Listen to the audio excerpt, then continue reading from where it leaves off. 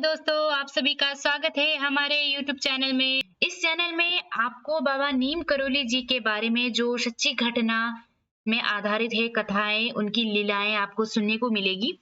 आज हम आपको एक ऐसे महान व्यक्ति के बारे में बताने जा रहे हैं जो असल में एक महान ही नहीं बल्कि एक महात्मा है, गुरु हैं।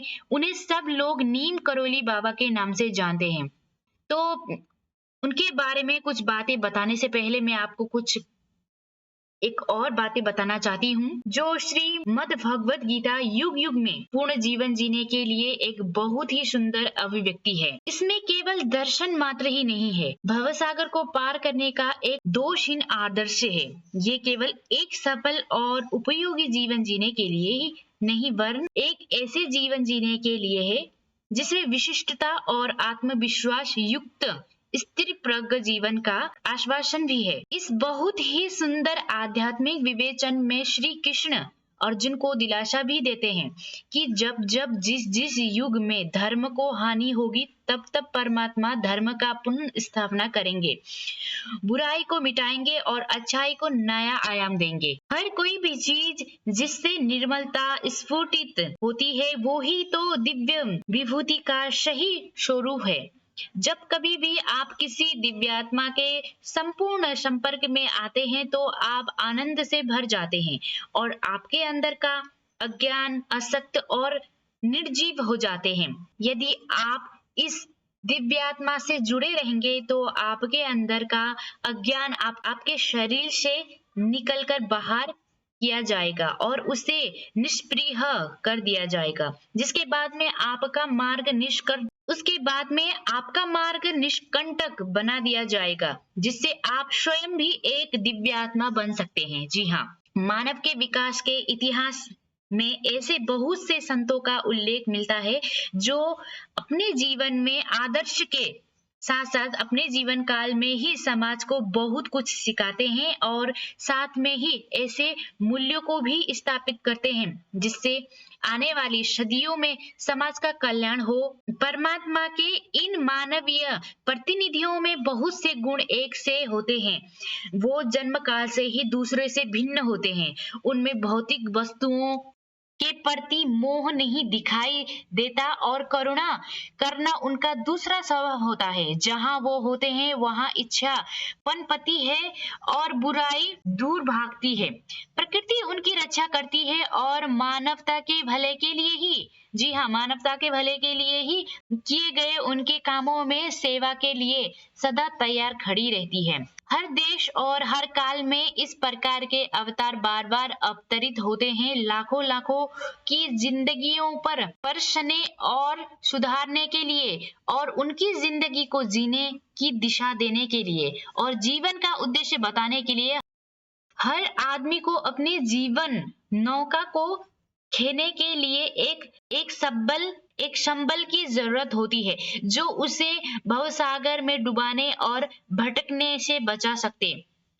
ये संत बिना किसी संकोच के इन व्यक्तियों की मदद के लिए हाथ बढ़ा देते हैं जो कि उनके लिए लंगर का काम करता है। जी हाँ, तो अब शुरू करते हैं बाबा नीम करोली के बारे में। बाबा नीम करोली जैसा कि लाखों लोग उन्हें इस नाम से जानते हैं, मैं भी परमात्मा के वो ही नर रूप हरि जैसे गुण पाए जाते हैं जिनकी चर्चा श्री भगवत गीता में की गई है। और उनका जन्म उत्तर प्रदेश की फिरोजाबादी जिले में अकबरपुर गांव में एक समृद्ध ब्राह्मण परिवार में हुआ है। उनका पारिवारिक नाम लक्ष्मी नारायण शर्मा था। इस ईश्वरीय अवतार ने अपना घर सन 1910 में 10 साल की छोटी उम्र में छोड़ दिया। वहां से वो गुजरात में मोरबी के पास के बबनिया नामक एक स्थल पर गए जहां उन्होंने अपना आध्यात्मिक विकास पूरा किया और वहां से सन 1917 तक रहें। यहाँ लोगों ने उनको तलैया बाबा के नाम से पुकारना शुरू कर दिया था। यहीं पर उन्होंने हनुमान जी का एक छोटा सा मंदिर बनाया और बबनिया छोड़ते समय उनको रमाबाई नाम की महिला संत को सौंप दिया। जी हाँ, उन्होंने वो मंदिर उनको सौंप दिया और वहां से चले गए। लौटने के पश्चात उनका अगला निवास हुआ फर्रुखाबाद। फर्रुखाबाद जिले ने नीबक रौरी गांव में। उनकी ईश्वरीयता की कहानियां बवानिया के रहने के समय से ही अर्थात सन 1910 के समय से ही सुनी जाती रही।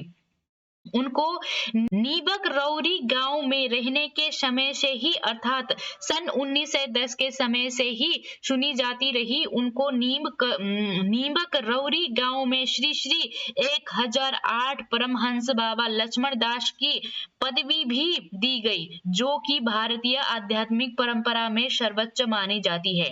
नीबक रौरी गांव में बाबा अच्छी तरह से टिक गए। उन्होंने हनुमान जी की मूर्ति बनाई और अपने रहने के लिए एक निवास स्थल भी बनाया। गांव वालों को उनके वहां रहने से बड़ा आधार मिला और वो वहां पर उनकी हर समय की उपस्थिति से अपने को बहुत सुरक्षित समझते। शीघ्र ही नीमक रौरी गांव में उनके अलौकिक चमत्कारियों के चर्चा शुरू होने हो गए थे। जब कोई अवतारित पुरुष अवतरित होता है तो लोग अपने आप ही उनकी ओर जादू की तरह से खींचे चले जाते थे, जिससे कि वो उन्हें देख पाए और उनके पीछे पीछे चले सके। वहां पर उन्होंने ना ठीक होने वाली बीमारियां ठीक कर दी, खारे पानी के कुएं के पानी को भी मीठा बना दिया, मीठे में बदल दिया। जिन औरतों के बच्चे नहीं होते थे उनको मातृत्व प्रदान कर दिया। जिनके पास नौकरी नहीं थी, जी हाँ, जिनके पास नौकरी नहीं थी उनको नौकरी पर बहाल करवा दिया और जो परिवार भूखा मर रहे थे उनको भी समृद्धि बना दिया।